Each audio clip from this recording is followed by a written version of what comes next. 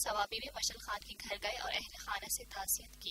اس موقع پر مشال کے قاتلوں کو سزا دلانے کی یقین دہانی کراتے ہوئے عمران خان کا کہنا تھا کہ جس طرح جو انہوں نے جس ظالم طریقے سے جو کیا ہے، مقصد کچھ اور تھا، وجہ کچھ اور تھی، توہین رسالت کا بہانہ مارا، اور سب کے سامنے یہ، کیونکہ آج کل یہ موبائل فون کا زمانہ، ساری قوم نے دیکھا کہ جانور بھی اس طرح کی حرکتیں نہیں کرتے جو وہاں کیا، وہ جو حرکت کی گئی۔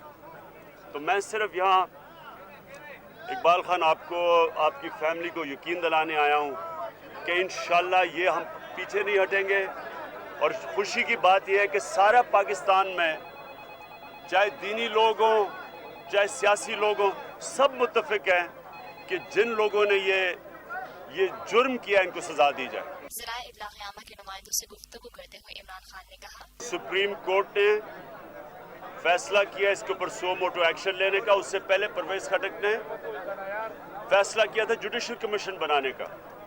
آپ فکر نہ کریں کہ اس کے اوپر تفتیش پوری ہوگی، ساروں کے رول سامنے آئیں گے، لیکن جہاں تک اب تک میں سمجھتا ہوں کہ جس طرح پختونخوا کی پولیس نے ایکٹ کیا ہے، جتنی جلدی جو گرفتاریاں کی ہیں، ساری ویڈیوز دیکھی ہیں، تفتیش کی ہے، میں ان کو خراج تحسین پیش کرتا ہوں۔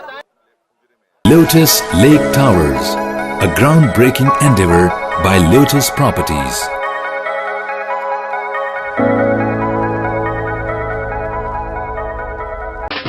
دیسی کھانوں کے متوالے ہو جائیں تیار، پاکستان کا سب سے بڑا بوفے ویکینڈ آ گیا ہے۔ 21، 22 اور 23 اپریل، جمعہ، ہفتہ اور اتوار، پاکستان کا دسترخوان سجائے گا دیسی کھانوں کا بہترین انتخاب۔ فیئر ہال گارڈنز کراچی میں، جو چاہو جتنا چاہو کھاؤ۔